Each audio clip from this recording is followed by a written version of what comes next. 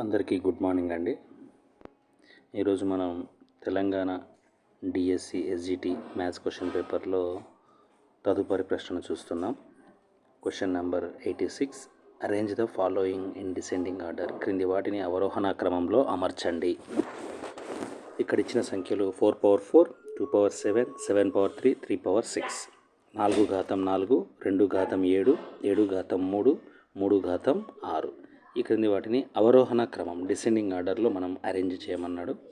కాబట్టి ఇవి చాలా సింపుల్ నెంబర్స్ కాబట్టి ఎటువంటి షార్ట్ కట్ వాడకుండా జనరల్ మెథడ్లోనే మామూలుగా 4ని 4 సార్లు గుణించడం పెద్ద కష్టమైన పనేం కాదు కాబట్టి మనం జనరల్ మెథడ్లోనే ఫాలో అవుదాం. దాన్ని ఏ విధంగా చేస్తామంటే 4 power 4 means 4 into 4 into 4 into 4 into 4 times. we know that 4 times రాసేసుకున్నాం మనం. 4 16, ఇక్కడ కూడా 4 16. దిస్ ఆన్సర్ ఇస్ 256 ఫస్ట్ది. ఓకే, నెక్స్ట్ మనం ఏం చేద్దామంటే 2 పవర్ 7, 2 పవర్ 4 మనకు తెలుసు 16, 2 పవర్ 3 మనకు తెలుసు 8, 16 8 16. ఎందులో ఎంతనేది తెలిస్తే అయిపోతుంది.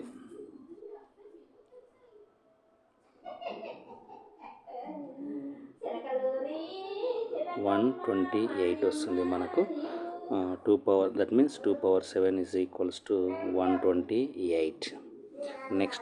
నెక్స్ట్ వన్ మనకు 4 పవర్ 4 అయిపోయింది. Next 7 power 3, 7 power 3, 7 into 7 into 7, 7 7s 49 into 7, 7 9s 63, 7 4s 28, 6 28 plus 6 343 వచ్చేసింది. Last one 3 power 6, last but not least 3 power 6 is equals to, దీన్ని మనం రాయొచ్చు మనం 3 power 3 into 3 power 3. 3 power 3 means 27. దీన్ని మనం 3 పవర్ 3 కన్నా 3 పవర్ 4 ఇంటూ 3 ఇంటూ 3 రాసుకుందాం. జస్ట్ ఫర్ మై కన్వీనియంట్, ఈజీగా ఉంటుందని. 3 power 4 I already know that 81. ఇక్కడ ఇంటూ 3 ఇంటూ 3 ఇది ఎంత అవుతుంది? ఇంటూ 3 చేస్తే 243 అవుతుంది. ఇంటూ 3 3 9, 3 12, 3 729. ఇప్పుడు ఈ నెంబర్స్లో మనం ఏది డిసెండింగ్ ఆర్డర్, అసెండింగ్ ఆర్డర్ అంటే చిన్న నుంచి పెద్ద, డిసెండింగ్ ఆర్డర్ అంటే పెద్ద నుంచి చిన్న. వీటిలో పెద్ద వాల్యూ ఏది? అన్నింటికన్నా పెద్ద వాల్యూ 729. దట్ మీన్స్ 3 పవర్ 6 అనేది పెద్దది, అన్నింటికన్నా పెద్దది ఏది? ఇది ఒక్కటి చాలు మనకు. మిగతా అన్నీ చెక్ చేయాల్సిన అవసరం లేదు, ఆటోమేటిక్గా ఉంటాయి. అయినప్పటికీ ఒకసారి చూద్దాం. 7 పవర్ 3 343. ఓకే. 4 పవర్ 4 2 పవర్ 6 ఆటోమేటిక్గా ఉంటాయి కాబట్టి కేవలం నేను అతిపెద్దదాన్ని గుర్తించాను. దానివల్ల మనకు ఆన్సర్ తెలిసిపోయింది. Right answer is 3 power 6, 7 power 3, 4 power 4, 2 power 7. This is the right answer. ఈ విధంగా మనం ఈ క్వశ్చన్ని సాల్వ్ చేయడం జరిగింది. We go for next question.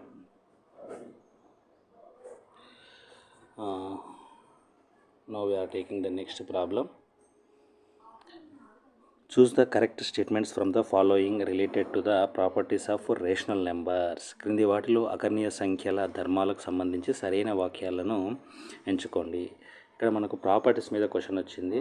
The set of rational number satisfy associative property under subtraction. అకర్ణీయ సంఖ్యల సమితి వ్యవకలనం దృష్ట్యా సహచర ధర్మాన్ని పాటిస్తుంది. The set of rational number satisfy the closure property under multiplication. అకర్ణీయ సంఖ్యల సమితి గుణకారం దృష్ట్యా సంవృత ధర్మాన్ని పాటిస్తుంది. The set of rational numbers do not satisfy commutative property under division. Multiplicative inverse exist for all natural numbers. అన్ని అకర్ణీయ సంఖ్యలకు గుణకార విలోమం ఉంటుంది. అకర్ణీయ సంఖ్యల సమితి భాగారం దృష్ట్యా స్థిత్యంతర ధర్మాన్ని లేదా వినిమయ ధర్మాన్ని పాటించదని 3వ ఆప్షన్. 4వదేమో అకర్ణీయ సంఖ్యలకు గుణకార విలోమం, అన్ని అకర్ణీయ సంఖ్యలకు గుణకార విలోమం ఉంటుంది అనేది ఇక్కడ ఉన్న మనకు 4 ఆప్షన్స్. అయితే మనం 1 by 1 చూద్దాం. ఫస్ట్ వన్ వచ్చేసి అకర్ణీయ సంఖ్యల సమితి వ్యవకలనం దృష్ట్యా సహచర ధర్మాన్ని పాటిస్తుంది. మనం ఒక 3 అకర్ణీయ సంఖ్యలు తీసుకుందాం, ఈజీగా ఉండేటి. 1 1/2, అనదర్ 1 1/3 అని అనుకుందాం. ఏ ధర్మము? వ్యవకలనం దృష్ట్యా, అది కూడా ఎటువంటి ధర్మం? సహచార ధర్మం అన్నాడు కాబట్టి వ్యవకలనం దృష్ట్యా సహచార ధర్మం 1 - 1/2 - 1/3 చేద్దాం. ఎంత వస్తుంది? 1లో హాఫ్ పోతే హాఫ్ ఉంటుంది, -1/3. ఎల్సిఎం 6, 3 - 2 సబ్ట్రాక్షన్ చేస్తే 1/6 వచ్చింది. దీన్ని మనం 1 - 1/2 విత్ ఇన్ ద బ్రాకెట్ 1/3 చేద్దాం. 1 - ఎల్సిఎం 6 తీసేస్తే 3 - 2 1 - 1/6 వస్తుంది మనకు. 1లోకి వెళ్ళి తీసేస్తే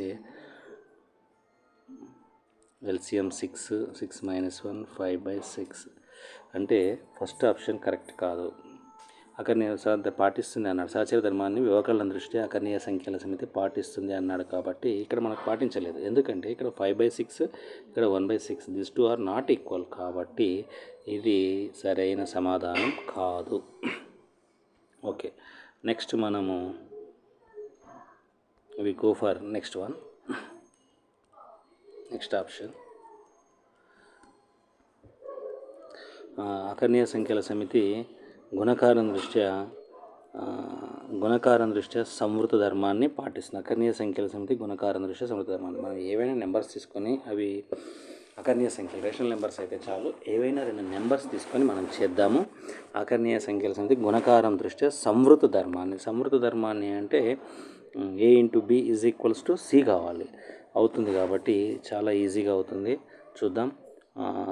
1/2 × 1/3, when you do the multiplication we get 1/6. It is also a rational number, so it is correct. Next, అకర్ణీయ సంఖ్యల సమితి భాగాహారం దృష్ట్యా స్థిత్యంతర ధర్మాన్ని లేదా వినిమయ ధర్మాన్ని పాటించదు. భాగాహారం దృష్ట్యా. Now we go for division. డివిజన్లో ఇవే నెంబర్స్ చూద్దాం. వినిమయ ధర్మాన్ని కాబట్టి 1/2 divided by 1/3, that means 1/2 by 1/3. 1/2 × 3/1, we get 3/2 వచ్చింది మనకు. నెక్స్ట్ మనం 3/2 వచ్చింది మనకి. ఇక్కడ వచ్చిన ఆన్సర్ ఎంత? 3/2. వీటిని రివర్స్ తీసుకొని చేద్దాం. 1/3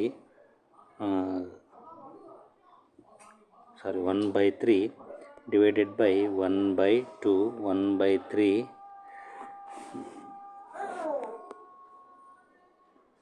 by 1/2, 2/3 వచ్చింది. ఇంతకుముందు 3/2 వచ్చింది, ఇప్పుడు 2/3 వచ్చింది. పాటిస్తుంది అని ఉంది ఇక్కడ. అకర్ణీయ సంఖ్యల సమితి గుణకారం దృష్ట్యా సంవృత ధర్మాన్ని అకర్ణీయ సంఖ్యల సమితి ధర్మాన్ని పాటించదు. ఇది కూడా కరెక్ట్ స్టేట్మెంట్. పాటించదు అన్నాడు కాబట్టి కరెక్ట్ స్టేట్మెంట్. అన్ని అకర్ణీయ సంఖ్యలకు గుణకార విలోమం ఉంటుంది. అన్ని అకర్ణీయ సంఖ్యలు అన్నప్పుడు మనకు మెయిన్గా వచ్చేది 0కి గుణకార విలోమం లేదు.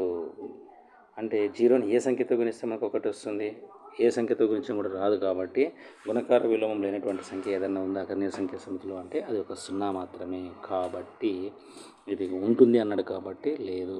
Right answer B and C ఏదైతే ఉందో అది రైట్ ఆన్సర్ అవుతుంది. చూద్దాం ఆప్షన్స్లో B and C ఓన్లీ. కాబట్టి మనకు కావాల్సిన రైట్ ఆన్సర్ వచ్చేసింది B and C ఓన్లీ మాత్రమే. ఈ విధంగా మనం ప్రతి ప్రాబ్లమ్ని చాలా సింపుల్గా సాల్వ్ చేసేయచ్చు. ఓకే అండి, థ్యాంక్ యూ ఫర్ వాచింగ్.